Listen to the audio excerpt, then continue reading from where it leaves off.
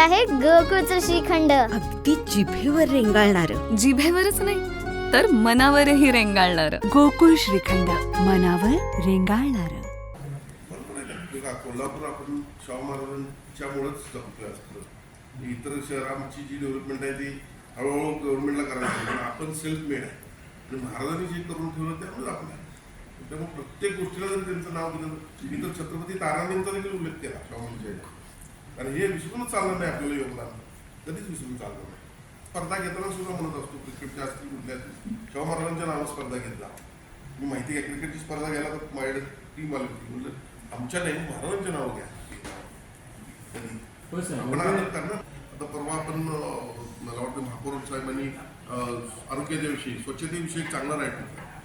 तर यामध्ये तर लोकांनी पण स्वतःला सवय लावून घेतली पाहिजे काय की आपण काय करायचं आहे. आपल्याला शहराचा विकासापर्यंत न्यायचा आहे, शहर स्वच्छ ठेवायचं आहे, तर स्वतः स्वच्छता पाळली पाहिजे.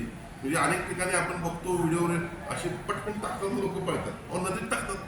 म्हणजे आता एवढं किती त्याला मग शासनाच्या वतीने तुम्ही आणि आम्ही किती सारखं म्हणायचं की पंचगंगा प्रदूषित व्हायला नाही पाहिजे. आता एवढं सातत्यानं वर्षानुवर्ष हे सुरू असताना लोकांनी जर मानसिकता थोडी बदलली तर ती स्वच्छ व्हायला लवकर वेळ होईल ना. किंवा कोल्हापूर शहरात ती घाण पडती, लोकांनी स्वतःची मानसिकता थोडी ठेवली पाहिजे.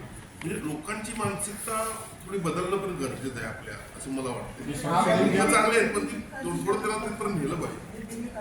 दुसरी एक गोष्ट ऐकून घ्या, या सगळ्याच अधिकाऱ्यांना आपण काय पूर्ण म्हणजे निष्क्रिय समजू शकत नाही. यामध्ये सगळ्यात महत्त्वाचा दुसरा एक विषय असा आहे, कुठलंही एकदा शहर चालवत असताना त्यामध्ये जे कर्मचारी म्हणून घ्यायला पाहिजे ते घेतलेच नव्हते. आता ते देखील मंजूर आहे. अंतिम टप्प्यात 1787 कर्मचारी नेऊन आपण बघू म्हणजे A to D क्लासमध्ये. आणि त्यामुळे होणार काय की आज परिस्थिती काय आहे की त्याला देखील मर्यादा आहेत. लोकांना जे कर्मचारी आहेत ते फार कमी आहेत प्रत्येक डिपार्टमेंटकडं आणि त्यामुळे या सगळ्या गोष्टींवर देखील मर्यादा आहेत. आता 1787 कर्मचाऱ्यांचा प्रस्ताव अंतिम टप्प्यात आहे, अगदी अंतिम टप्प्यात आहे. याचबरोबर मी सातत्यानं आयुक्तांना पण सूचना दिलेल्या आहेत. आता आमचे नगरसेवक पण सगळे किंवा आमचे पदाधिकारी बोलतील की यामध्ये कुटुंब वाढत असताना आपला इन्कम पण वाढवत आहे. त्यामुळे प्रोजेक्ट्स देखील आपण इथं वाढवतो. यासाठी देखील आमची सगळी टीम काम करणार आहे. म्हणजे तिन्ही पक्षाची